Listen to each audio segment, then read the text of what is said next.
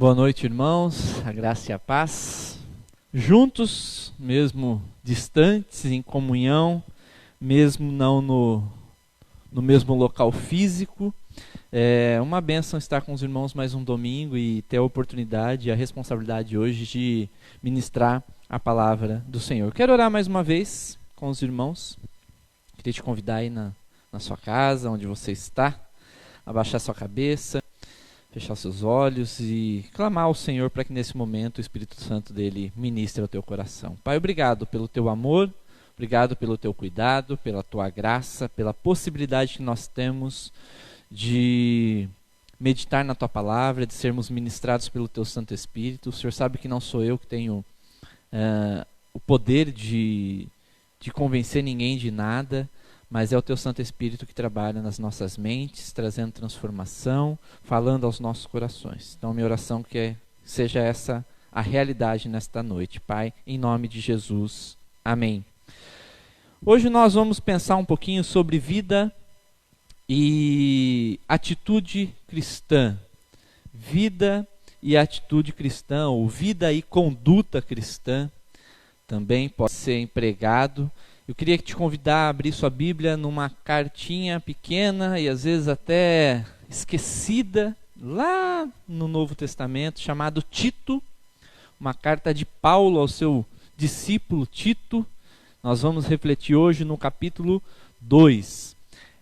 Tito, capítulo 2. Essa carta ela é pequena, mas porém extremamente rica, ela é extremamente atual, ela é extremamente relevante para os nossos tempos e para o nosso momento de vida, e você vai perceber isso no decorrer da nossa meditação. Sua composição é uma obra que compreende doutrina e teologia, tá? Ela vem falar sobre doutrina como um dever de vida e teologia como uma expressão dessa vida. O versículo 1 resume isso de uma maneira muito importante sobre a nossa conversa de hoje. Ele diz o seguinte: você, porém, fale o que está de acordo com a sã doutrina. O Hernandes Dias Lopes, no seu livro, ele traz uma frase maravilhosa sobre isso. Ele fala o seguinte: o dever decorre da doutrina, a vida é resultado da teologia. Repetindo, o dever decorre da doutrina, a vida é resultado da teologia. Nós temos vivido um momento muito delicado nas igrejas. Há um desprezo muito grande sobre a teologia e há um desprezo muito grande sobre doutrina. Há um discurso que tem sido propagado aos quatro ventos, mas não se pode amar a doutrina, tem que se amar as pessoas. A questão é que sem uma doutrina não há regra. Se eu não tenho uma doutrina, eu não tenho parâmetro. E sem teologia, nós temos um mundo aberto a toda sorte de heresia. Quando eu não tenho parâmetro para dizer o porquê eu acredito naquilo que eu acredito, então eu estou aberto a toda sorte de heresia e toda sorte do que nós temos hoje aí, de mundanismo e secularismo dentro das nossas igrejas. A doutrina e a teologia ela é de extrema importância. Ela precisa ser sempre revisada, ela precisa ser sempre repensada, ela precisa ser sempre viva, para o momento que nós estamos vivendo historicamente, mas ela precisa existir. Não há espaço para desprezo da doutrina e da heresia na igreja de Cristo. Paulo ele é defensor de uma boa doutrina, de uma sã doutrina, e ele fala isso para Tito: olha, fale o que está de acordo com a sã doutrina. Não fale aquilo que você acha, não fale de filosofias, fale daquilo que você pensa estar certo, mas fale da sã doutrina. Então, voltando à carta de Tito, essa carta é uma carta pastoral de Paulo. Paulo e Tito passaram ali por Creta, né? Creta era a quarta maior cidade do Mediterrâneo, e eles instituíram essa igreja ali em Creta, e Tito ficou lá cuidando dessa igreja, e depois Paulo escreve essa carta pastoral para Tito, para ajudá-lo. Tito é um gentil convertido, né? E Paulo vai escrever essa carta trazendo algumas especificações, algumas recomendações para Tito. A realidade da cidade de Creta era uma cidade moralmente devassa. Para você ter uma ideia, no versículo 12 do capítulo 1 da carta, Paulo fala o seguinte, ó: um dos seus próprios profetas chegou a dizer: cretenses, sempre mentirosos, feras malignas, glutões, preguiçosos. Esse profeta aqui era um poeta chamado Epimênides, e ele fala isso sobre os cretenses, e no versículo 13 Paulo fala assim, ó, tal testemunho é verdadeiro. Então eles eram conhecidos como desonestos, como glutões, como preguiçosos. Essa era a realidade da cidade de Creta, uma cidade moralmente devassa, e esse era o ambiente onde Tito estava trabalhando com a igreja de Cristo. Essa era a realidade que circuncidava a igreja ali, essa era a realidade que circuncidava a vida de Tito, essa era a realidade que circuncidava a vida de cada crente em Jesus, de cada novo convertido nessa igreja. E nesse ambiente, Paulo ele escreve a Tito, e na parte que nós vamos meditar hoje, no capítulo 2, todo o capítulo, ele vai trazer como se fosse uma ideia daquilo que se espera de um crente na idade em que ele está vivendo. É quase que uma especificação, olha, conforme a sua idade, a gente não espera nada menos do que isso de você, ok? Então a gente vai ler aí, a partir do versículo 2, e vamos meditar um pouquinho sobre aquilo que Paulo traz para Tito, traz para essa igreja em Creta, e eu tenho certeza que extremamente relevante para a nossa vida e para a nossa igreja também. Então, lá no capítulo 2, a partir do versículo 2, ele fala assim: ensine os homens mais velhos a serem sóbrios, dignos de respeito, sensatos e sadios na fé, no amor e na perseverança. Semelhantemente, ensine as mulheres mais velhas a serem reverentes na sua maneira de viver, a não serem caluniadoras, nem escravizadas a muito vinho, mas a serem capazes de ensinar o que é bom. Assim poderão orientar as mulheres mais jovens a amarem seus maridos e seus filhos, a serem prudentes e puras, a estarem ocupadas em casa e a serem bondosas e sujeitas a seus próprios maridos, a fim de que a palavra de Deus não seja difamada. Essa primeira parte aqui, ele fala sobre os mais velhos. E nessa primeira parte eu coloquei aqui como título para a nossa meditação é que nós precisamos de referenciais. O que Paulo está falando aqui é que nós precisamos de pessoas idosas maduras, de pessoas moderadas, de pessoas dignas de respeito, mas não somente pela idade, não somente talvez pela cor do seu cabelo, mas principalmente pela sua conduta. O que Paulo está falando aqui é que os mais velhos da igreja precisam ser referenciais para os mais novos. Precisam ser referenciais e precisam ser sensatos e precisam ser sadios. Sadios no quê? Sadios na sua fé, sadios na sua esperança e sadios no seu amor. Os mais velhos precisam ser o ponto de equilíbrio da igreja. Os mais novos precisam olhar para os mais velhos e verem referenciais. E como nós temos vivido um momento onde nós estamos carentes de referenciais. Aí alguns podem dizer, não, mas as pessoas devem olhar para Cristo. Sim, mas as pessoas devem olhar para nós também. Não é à toa que Paulo fala, sede meus imitadores assim como eu sou de Cristo. Nós precisamos de referenciais. Para quê? Para que a palavra não seja difamada, para que a palavra de Deus não seja difamada. Paulo ele lista um mínimo de conduta que se espera daquele que diz professar a fé em Jesus Cristo. Nós precisamos de homens e mulheres mais velhos que sejam referenciais, que sejam discipuladores dos mais novos. Nós precisamos olhar para aqueles que estão à nossa volta, que já caminharam talvez um pouquinho mais do que nós, e termos neles referenciais de fé. Referenciais de fé. Olhar para a fé desses homens e dessas mulheres mais velhas e olhar a eles como exemplo de uma fé inabalável, de uma fé que não coaduna com o mundo, que não se dobra diante do desespero. Hoje pela manhã na EBD nós meditamos um pouquinho no capítulo 6 de Daniel e um pouco na vida de Daniel. Lá no capítulo 6 Daniel já é um idoso. um rapaz que chegou adolescente, jovem, no início da sua juventude, como exilado, escravo em uma outra nação, uma nação ímpia, que era a Babilônia. Viveu ali por 70 anos, ele já estava vivendo no capítulo 6 de Daniel, já era o Império Medo-Persa, o outro império ímpio também, mas ele já era um idoso, por volta dos seus 80 e poucos anos, mas com uma conduta, com uma ética, com uma vida exemplar. Alguém que não se dobrou independente das circunstâncias ao seu redor. E hoje pela manhã nós falamos sobre isso. Ele foi alguém temente ao Senhor na sua juventude enquanto escravo, mas também foi temente ao Senhor na sua vida adulta e na sua velhice, quando ele estava próspero, exercendo um cargo de respeito e de grande vista no império, tanto o babilônico quanto o medo-persa. Essa foi a vida de Daniel. E essa precisa ser a vida dos nossos homens e mulheres. Que nós precisamos olhar para eles e ver referenciais. Não somente pela idade ou cor do cabelo, como eu disse, mas principalmente pela sua conduta.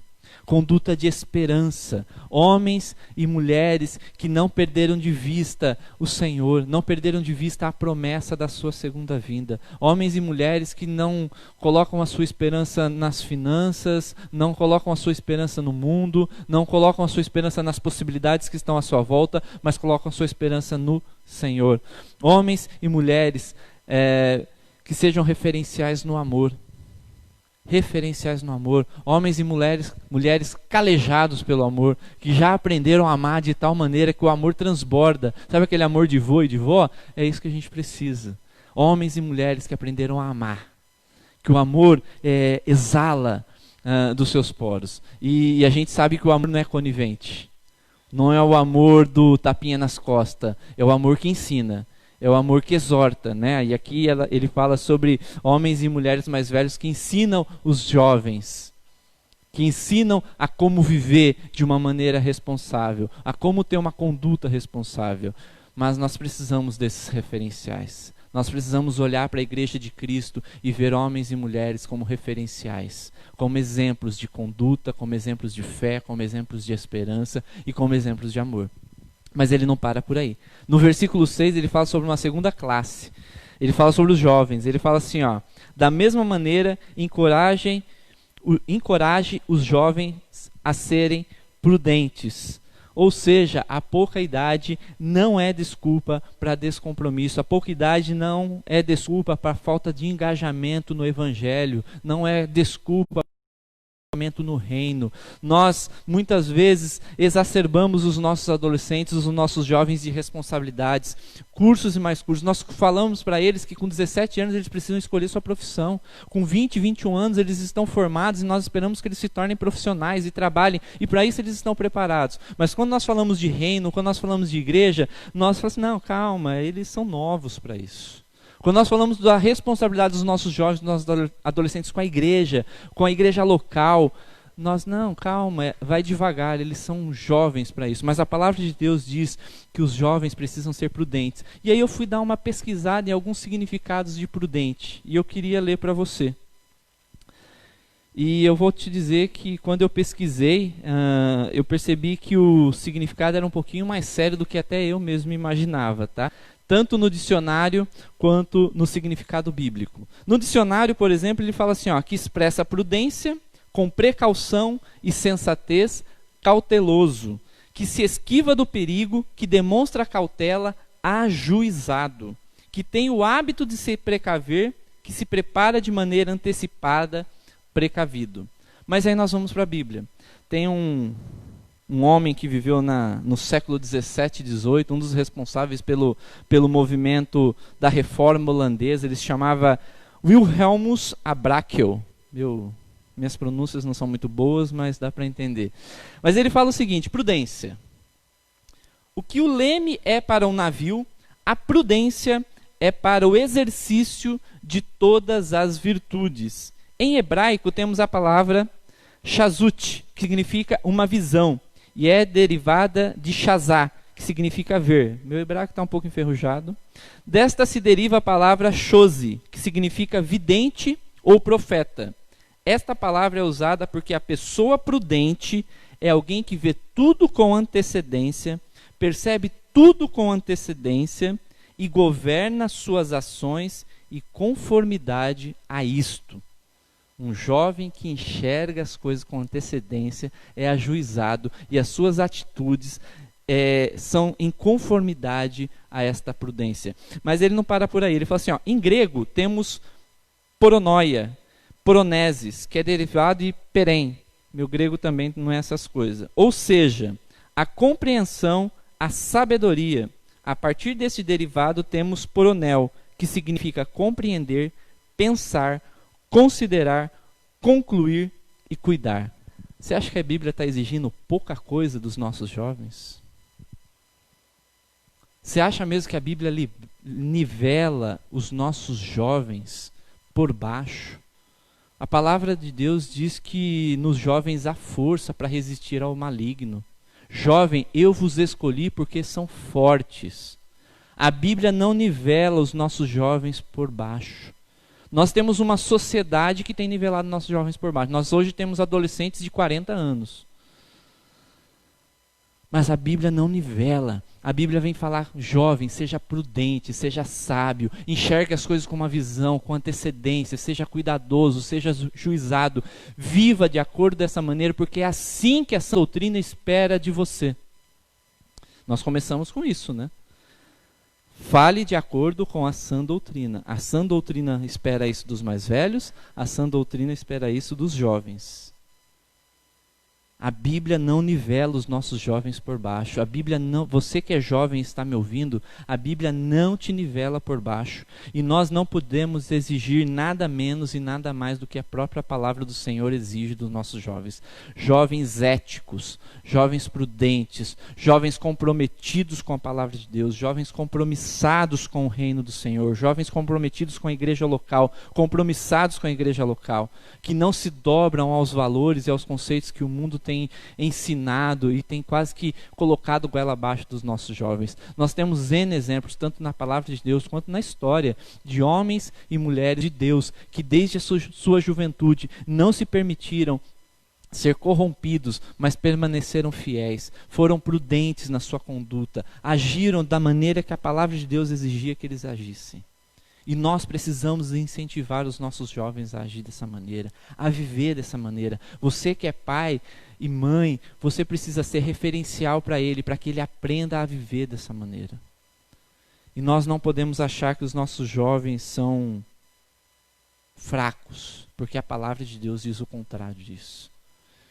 E acima de tudo, não pela força que eles têm, mas acima de tudo, porque nós cremos que o Espírito Santo habita neles. E a palavra de Deus ela é contundente em falar que o Espírito Santo é que nos fortalece, é o Espírito Santo que nos capacita. E é o Espírito Santo que vai capacitar os nossos jovens a serem prudentes, a serem ajuizados, a serem comprometidos, a enxergarem à frente e viverem de maneira correta diante daquilo que eles estão enxergando. Não dá para nós esperarmos menos do que isso. Mas ele vai falar também de um outro tipo de categoria. E aí é onde o meu calo aperta. Porque ele vai falar de líderes. No versículo 7 e 8 ele continua na sua listagem de conduta cristã. Ele vai falar o seguinte: em tudo seja você mesmo. Agora ele está falando para Tito. Você está achando que eu vou chamar a atenção só dos mais velhos, dos jovens? Não, agora é você. Em tudo seja você mesmo um exemplo para eles, fazendo boas obras, em seu ensino, mostre integridade e seriedade. Use linguagem sadia, contra a qual nada se possa dizer, para que aqueles que se lhe opõem fiquem envergonhados por não terem nada de mal para dizer a nosso respeito. Nós temos diversos textos ressaltando a importância da vida do líder. Diáconos, líderes, pastores. Nós precisamos de líderes éticos. Eu amo essa palavra aqui, integridade. Integridade tem a ver com íntegro, com inteiro. Alguém que vive o que fala e fala o que vive.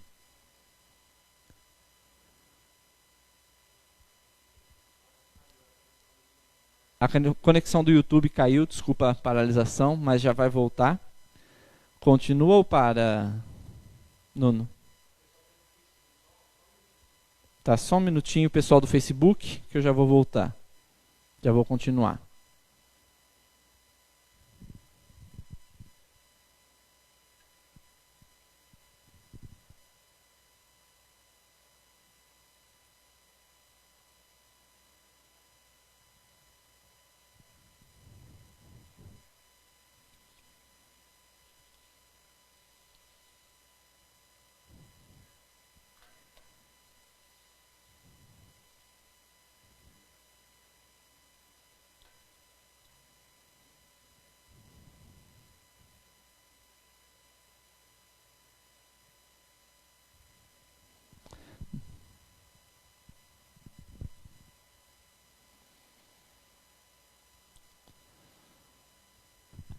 é melhor pedir para ir pro Face?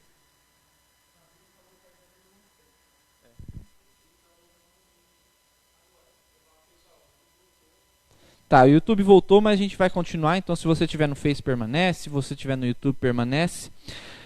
Então, a gente está falando de líderes íntegros. Nós precisamos de líderes íntegros, que vivem o que falam e que falam o que vivem. Não é novo, não é novidade que nós estamos vivendo, passando por uma crise ética e moral no meio da liderança evangélica brasileira.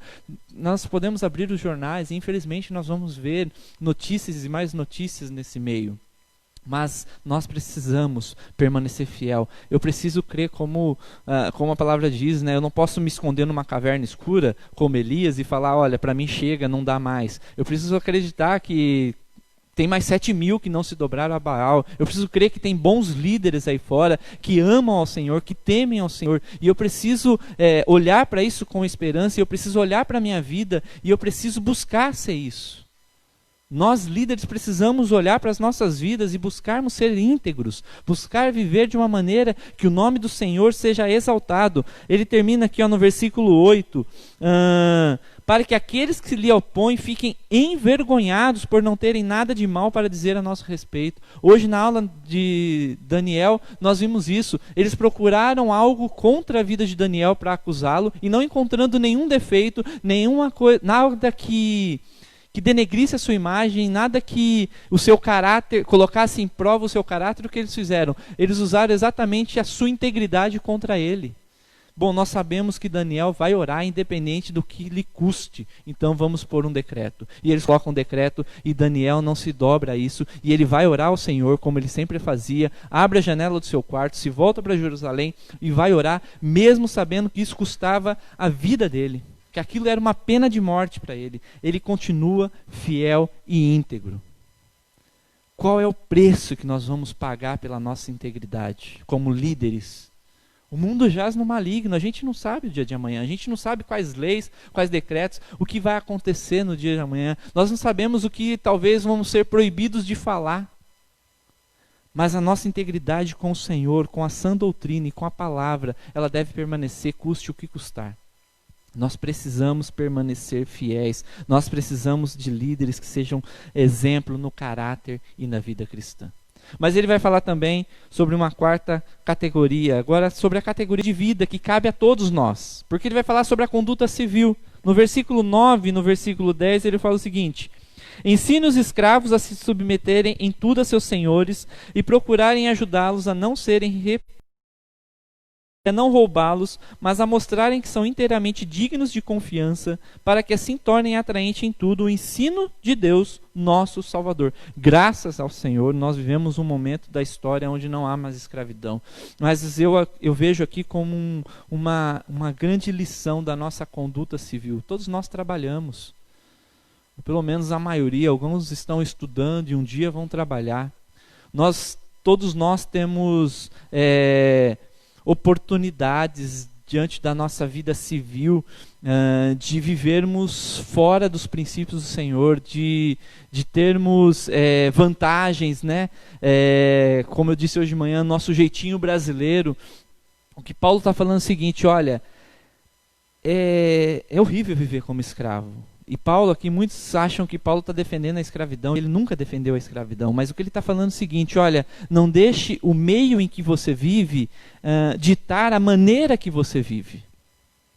Mesmo como escravo, seja fiel, seja digno de confiança. Mesmo num péssimo emprego, mesmo com um péssimo chefe, ou espero que você não seja o péssimo chefe, mas talvez você tenha funcionários que não sejam tão bons como deveriam. Permaneça fiel, seja atraente, tenha uma vida digna de confiança e de responsabilidade. E Paulo fala assim, ao ponto de que em tudo o ensino do nosso Deus, nosso Salvador, torne atraente aos que estão à sua volta. Não deixe o meio em que você está ditar a maneira que você vive. Os teus padrões morais e éticos precisam ser pautados pela sã doutrina, precisam ser pautados pela palavra de Deus. A nossa conduta civil precisa ser diferenciada, porque nós precisamos viver como moradores de um reino que não pertence a este lugar, mas que é o reino de Deus.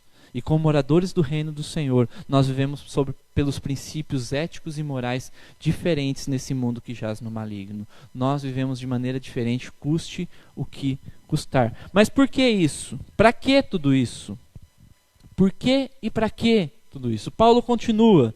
No versículo 11 ao 13, ele fala assim: porque a graça de Deus se manifestou salvadora a todos os homens. Ela nos ensina a renunciar à impiedade e às paixões mundanas e a viver de maneira sensata, justa e impiedosa nesta era presente, enquanto aguardamos a bendita esperança, a gloriosa manifestação do nosso grande Deus e Salvador de Jesus Cristo. Por quê? Porque Ele nos purificou e nos salvou, e purificados e salvos pelo sangue de Jesus, não dá para viver mais da mesma maneira. Eu não posso mais ser o mesmo Ricardo, eu não posso mais ter os mesmos princípios, eu não posso viver como todo mundo vive, eu preciso viver de uma maneira diferente, porque eu fui salvo, porque eu fui liberto, e a palavra de Deus nos ensina que aqueles que estão em Cristo Jesus, nova criatura são, as coisas velhas já passaram, eis que tudo se fez novo. Paulo vai exortar e fala assim: olha, aquele que roubava não roube mais, antes trabalhe. E ajude aquele que tem necessidade. Já não é mais só trabalhar para se sustentar, mas é ser instrumento de bênção na vida do outro. É uma inversão de valores total. Total. Por quê? Porque eu fui salvo. Porque eu fui lavado. Porque eu fui remido. Porque eu fui justificado. E os valores que pautam a minha vida já não são mais os valores deste mundo. São os valores do reino. São os valores da sã doutrina. Por que viver dessa maneira? Por que eu tenho que ser referencial? Por que eu tenho que ser prudente? Por que eu tenho que ser um líder exemplar? Por que eu tenho que ter uma conduta civil diferente? Porque eu fui salvo. Simples assim. Mas há também um para quê. E aí no versículo 14 e 15 ele fala o para quê. Ele se entregou por nós a fim de nos remir de toda a maldade, purificar para si mesmo um povo particularmente seu, dedicado à prática de boas obras. É isso que você deve ensinar, exortando-os e repreendendo-os com toda a autoridade, ninguém o despreze.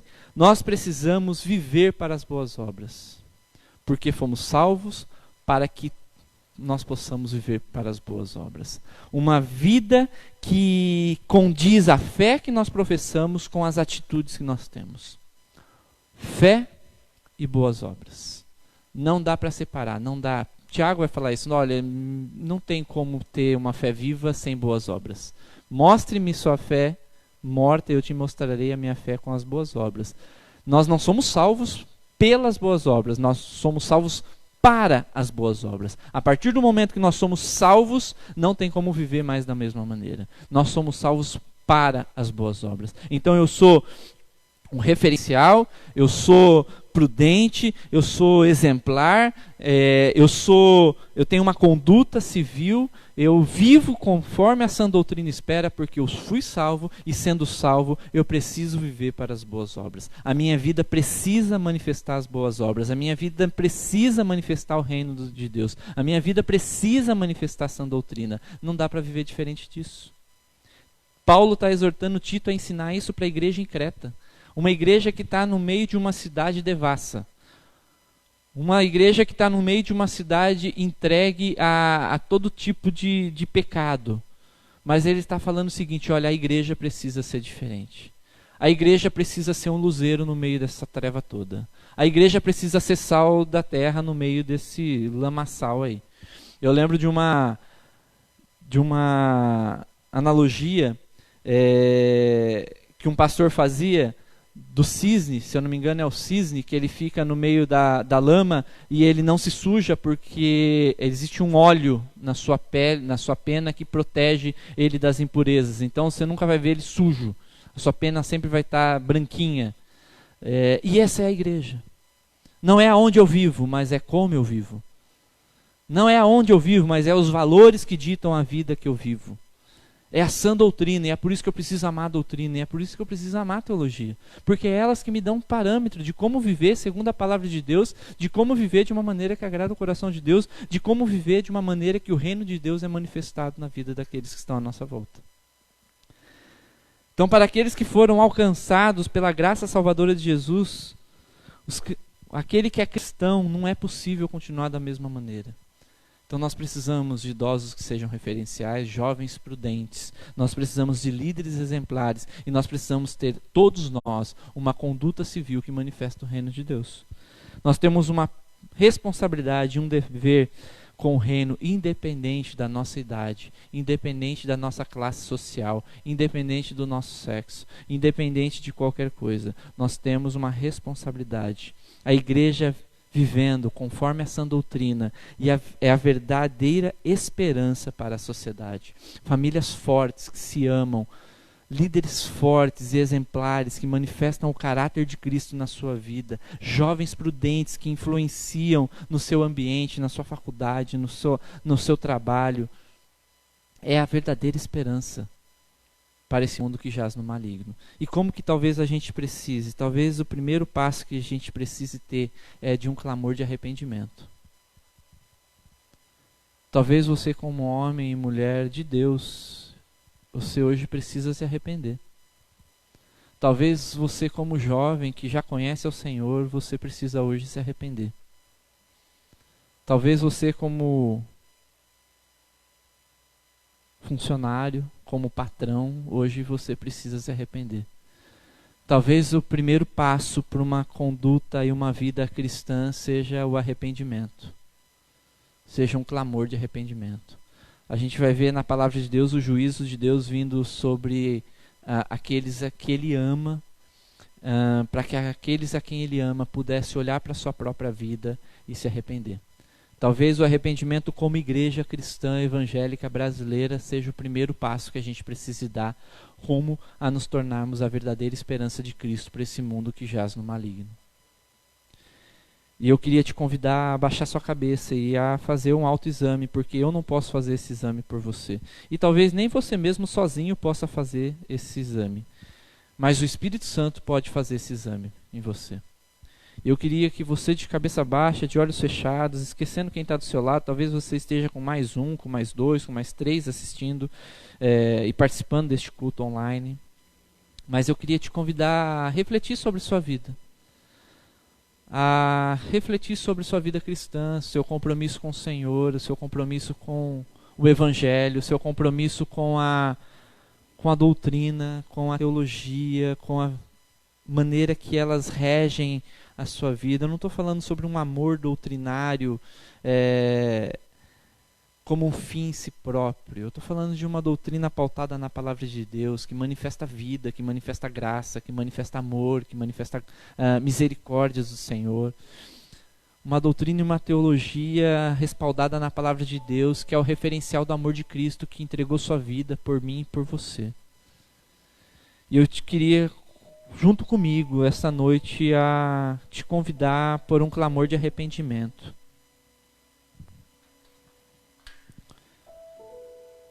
A pedir para que o Espírito Santo te visite. Que o Espírito Santo ministre. Talvez você precise pedir perdão. Perdão às pessoas. Talvez viver em família nesse tempo de isolamento social esteja sendo um inferno para você ou para aqueles que vivem com você. É difícil ouvir isso. A gente tende a olhar para o outro. Mas o meu convite agora é para você olhar para você mesmo. E pedir para que o Espírito Santo olhe para você.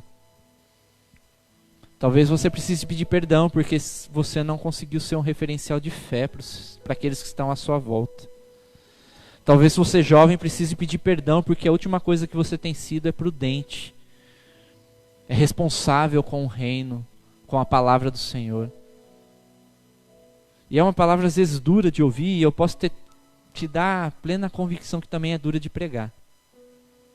Não é gostoso ter que pregar algumas coisas.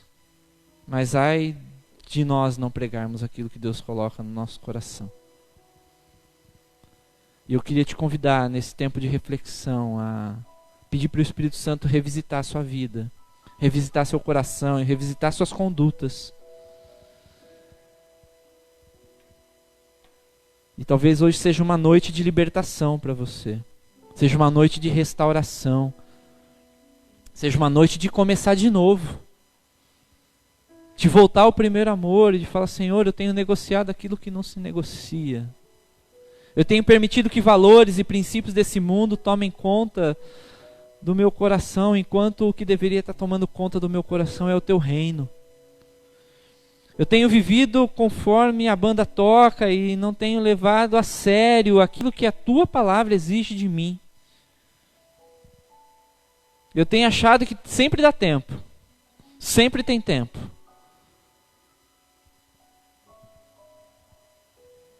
Mas nós não conhecemos o tempo do Senhor. Isso não é para nos trazer medo, mas para nos trazer receio, talvez. Responsabilidade. Nós não sabemos o dia da volta e também não sabemos o dia da nossa ida. Que a gente viva cada dia aqui de uma maneira digna. Que a nossa conduta manifeste o teu reino. Pai, em nome de Jesus, obrigado pelo teu amor, obrigado porque o teu Santo Espírito continua a nos exortar e nos dá contínuas chances de nos arrepender e de nos rendermos a Ti e de nos quebrantarmos diante do teu altar e sermos perdoados, purificados, renovados pelo sangue de Jesus. Obrigado porque o Senhor não desiste, obrigado porque as tuas misericórdias se renovam a cada manhã e é o motivo de nós não sermos consumidos. Pai, em nome de Jesus, venha sobre a tua igreja, como líder dessa igreja, como pastor também dessa igreja. Pai, eu quero clamar por perdão. Perdão por muitas vezes não vivermos da maneira talvez que o Senhor deseja que a gente viva, de não sermos a igreja que o Senhor deseja que a gente seja. Perdão porque eu tenho convicção que como nós somos um monte de gente limitada, pecadora, eu tenho certeza que a gente falha, mas nós queremos nos arrepender diante do Senhor e clamar para que o teu Santo Espírito nos visite como liderança e nos visite como membresia também dessa igreja, como parte desse corpo, e nos exorte e nos mostre aquilo que nós precisamos mudar, nos mostre aquilo que nós precisamos transformar no nosso meio como igreja, para que a gente seja referencial do teu amor nesse mundo. A igreja lá em Creta, ela estava vivendo numa sociedade corrupta, numa sociedade deturpada, numa sociedade entregue à devassidão. E talvez não seja muito diferente da realidade de muitas das igrejas, e talvez não seja diferente da realidade da igreja brasileira. Mas o Senhor nos chamou para ser diferentes. Para viver não conforme o meio, mas conforme os princípios da sã doutrina, conforme a tua palavra, conforme os princípios e valores do teu reino. Pai, em nome de Jesus, venha sobre a minha vida, me perdoa. Me perdoa por tudo aquilo que tenho feito, que desagrada o teu coração e me afasta de viver da maneira que eu deveria viver, para que eu possa ser usado como instrumento de bênção do Senhor, de uma maneira plena e íntegra. Inteira. Pai, visita os meus irmãos, traz arrependimento para aqueles que precisam, traz renovo para aqueles que precisam, Pai. Que seja uma noite, ó Deus, de restauração, porque aonde há arrependimento, há perdão, e aonde há perdão, há restauração. A tua palavra diz que o Senhor é fiel em perdoar todo aquele que se arrepende e confessa os seus pecados. Pai, em nome de Jesus, visita as nossas vidas nessa noite. Amém.